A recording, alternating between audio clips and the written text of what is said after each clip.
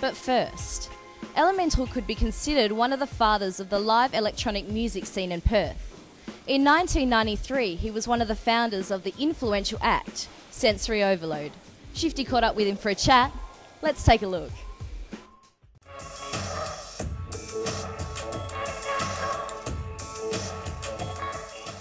Can you take us back to those kind of early days and talk about how you were kind of received as an act? When a promoter would organise a gig, they would usually allow 10-15 minutes for swap over. Okay. And as you can imagine, we had, I think probably one stage we had about 15 synthesizers we were taking out on stage. Each one of those needed power plugged up to it, each one of them needed MIDI plugged up to it, and each one also needed audio plugged up to it. In 15 minutes? I don't think so. In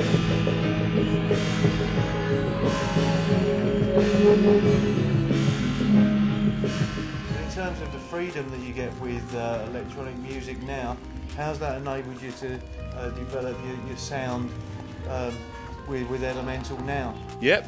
I suppose it's, I know with me, like having a laptop means that I can travel to lots of different locations, get inspired by different locations now. I've been very fortunate over the last few years to do a lot of travelling across Australia, and that laptop's always permanently by my side, so I'm able to, one of the songs that I'm actually performing tonight I wrote on a train from Sydney to Newcastle, just looking over the countryside, and so I suppose the portability of it enables me to take in the environment. I also put a portable power inverter in my car so that I can take around the laptop and a drum machine, a few bits and pieces, park myself on top of a hill somewhere and write some music.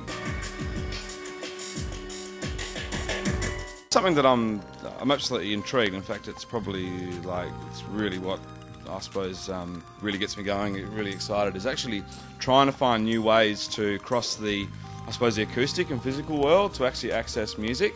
And because I'm primarily a guitarist, I started playing guitar from the age of 12, and I've been brought up in a very strong jazz family, and so I suppose I've learnt to play guitar. And initially when I started as an electronic musician, I wasn't able to play guitar because you had to do it in a keyboard form. But I've recently, or in the last few years now, I've acquired a guitar synth, so it's actually playing electronics on a guitar. Okay. And it opens up new possibilities because it means I can play any sound I want on the guitar.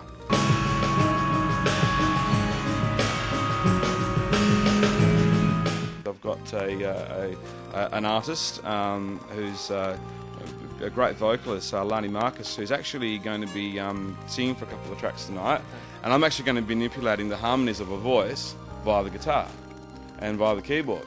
So, so it means that basically I can, she'll sing and I'll actually process that according to what I'm doing on the guitar or on the keyboard, and then also pump her through a drum kit and then chop it up and spice it up and actually make her voice, what she's singing, into a rhythmic sound type thing.